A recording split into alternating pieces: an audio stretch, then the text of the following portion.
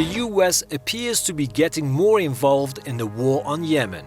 The Pentagon is dispatching a guided missile destroyer and fifth-generation fighter jets to the region amid increasing retaliatory air raids by Yemeni armed forces on vital facilities in the United Arab Emirates. The Pentagon is reportedly reviewing a range of actions to support the UAE. These include providing early warning intelligence, collaborating on air defense, and sending the US Navy guided missile destroyer, the USS Cole, to partner with the UAE Navy. The fact that the United States is ramping up its war and aggression against the people of Yemen symbolizes that US imperialism is in a state of decay, of chaos and crisis.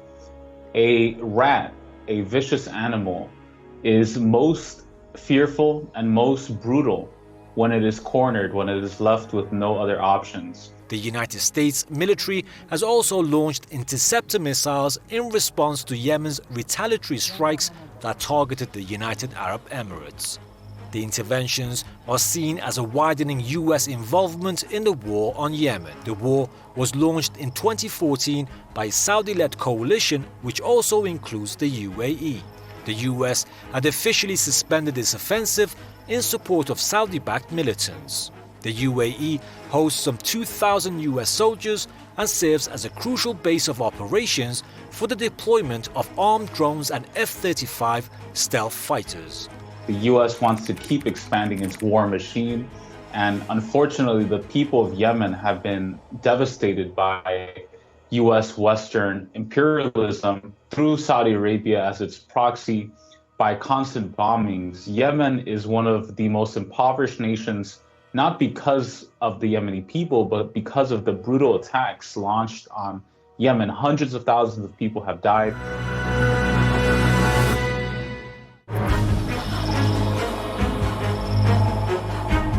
The Emirates is Saudi Arabia's main ally in the bloody war on Yemen. The Saudis are trying to change the ruling structure in favor of its former Riyadh-friendly official. The Yemeni forces and the allied fighters from the popular committees have vowed not to lay down their arms until the country's complete liberation from the scourge of the Saudi invasion. Most recently, the joint forces carried out 3 operations which saw them strike targets deep inside Dubai and Abu Dhabi. The first operation took place on January 17th with 5 ballistic missiles and a large number of drones. 1 week later, Yemeni forces pounded the Al Dhafra airbase along with important targets in Dubai. They also hit a number of military camps in Sharura town of Saudi Arabia's Najran and strategic sites in the kingdom's Jizan and Asir regions.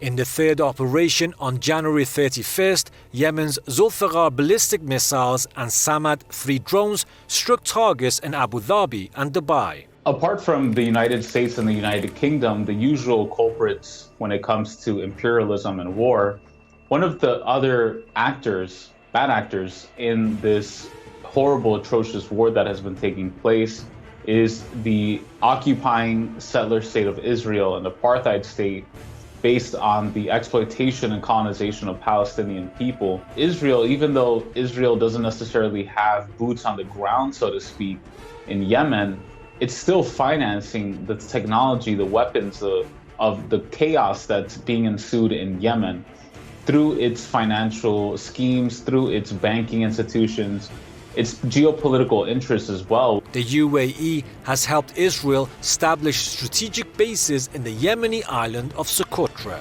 The bases will be used to collect information from across the Gulf of Aden, including Bab el-Mandeb and south of Yemen, which is under the control of forces backed by the UAE. What we're seeing is that Israel has been playing a behind-the-scenes role this whole time, bankrolling the war on Yemen, bankrolling the genocide of the Yemeni people, and interestingly enough, their secretive role, their shadowy role in this war is now being revealed. The curtain is being pulled on Zionism, and it stands revealed for the world to see just how bloody it is.